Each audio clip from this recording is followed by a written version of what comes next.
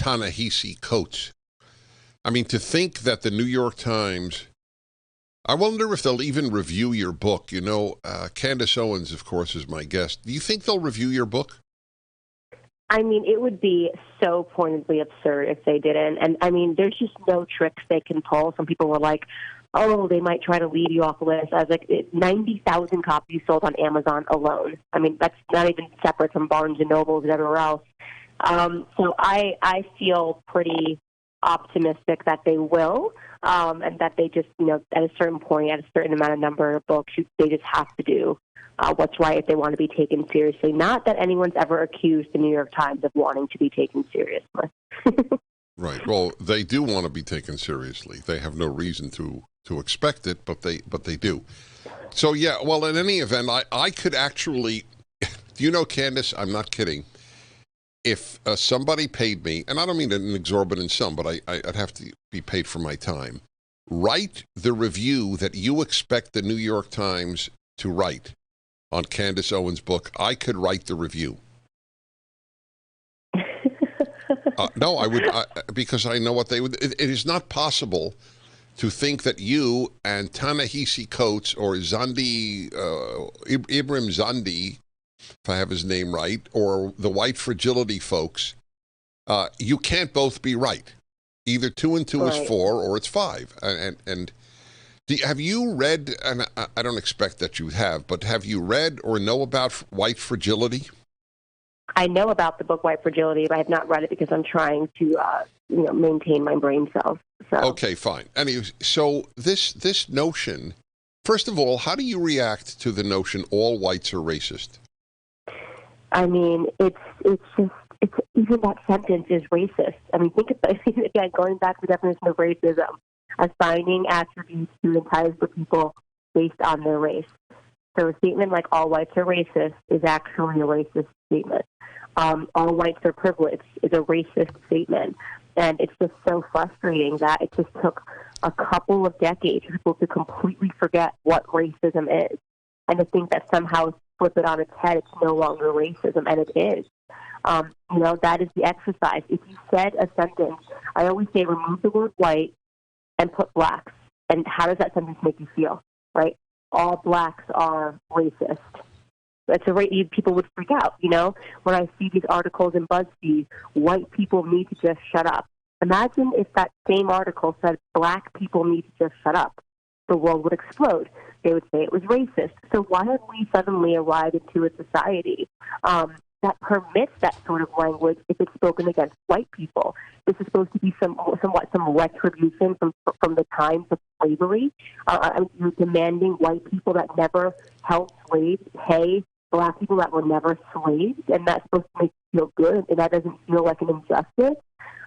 People miss the forest for the trees here, and it's almost not their fault because there is a mass brainwashing going on, the psychological conditioning that's happening because of the media, which is working with the politicians who can no longer discern between right and wrong. Right? We used to agree, the left and the right, on some basic concepts of right and wrong. Right? This was never up for debate. It's wrong to loot. It's wrong to riot. It would be crazy to say defund the police. Now, we don't agree on those things. They always have but it can be right. It's okay to loot and riot if you're just feeling emotional and upset. It's okay to attack a business owner's store because of, past depressions that you never lived through. And that's a scary place to be in when adults and people in places of power can no longer discern between basic concepts of goodness and righteousness and wrongness. That's right. So you are leading Black Exit from the Democratic Party. And let me tell you my reaction and have you react to it if you would. I think you're making headway, and I don't live in a world of rose-colored glasses. But I have a sense that there is more openness to the question, has the Democratic Party been good for me and for other blacks? It is more capable of being heard today than at any time in my life.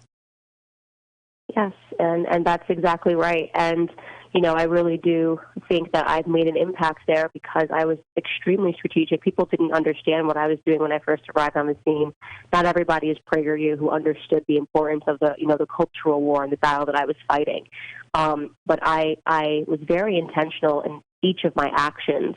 And there were times people were like, this is not the way to be a conservative. I've been loud, I've been in their face, and I've been questioning their narrative unapologetically. And that's the difference between some older generations who are much brighter than I. Dr. Ben Carson, he's a literal neurosurgeon who separated conjoined twins. You've got Dr. Condoleezza Rice, but they were so polite that it allowed people to they would never respond when somebody called them an Uncle Tom or a coon. They'd just take it. And I realized that was the mistake, is that we have to fight back as Black conservatives. We have to show them that we're not here to apologize for being right. And I've done that. I've pushed back because I also realized that the Black American condition, for many people, when you're talking about a group of people that has a 77% rate of father absence leads to a disrespectful group of people who don't respond well to authority. You've never had that staple in your life, right? So being kind and trying to show them statistics doesn't really work. I've approached this with a different attitude. They don't respect me, and I'm not here to try to earn their friendship or their respect. I'm here to say the facts, and I'm not going to apologize for saying the facts. And in the process, I've happened to have earned a lot of their respect for standing up there and saying it and not backing down. Have you made any offers to the Ta-Nehisi Coates types to debate? Yes. I mean, please, I have offered up me, and then they say, oh, you're just, the clout chasing is their thing now, their favorite thing to say. You're just trying to become, get into the room. And I say, okay, well, then take someone else. Take Larry Elder, which no one would do. I wouldn't do that. I would never try to debate Larry Elder. We're on the same side, right? That's right. Man is a walking encyclopedia. You stay away from that debate. That's right. And Larry's been doing that his whole life, trying to debate the Al Sharptons and Jacksons. They don't do it because they know they're lying.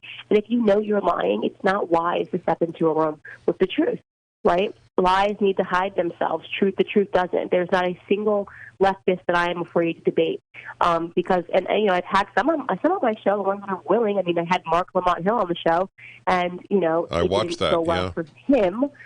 People were saying, "Oh, you embarrassed us. This didn't make sense." But that's the reason. Is that because I'd love to have the conversation because I want to expose their lies, but they're not willing to because their platform dies once they get exposed. All right, let's have one more segment. Could do this for a long time. She's remarkable. The book is remarkable. Blackout, Candace Owens at DennisPrager.com.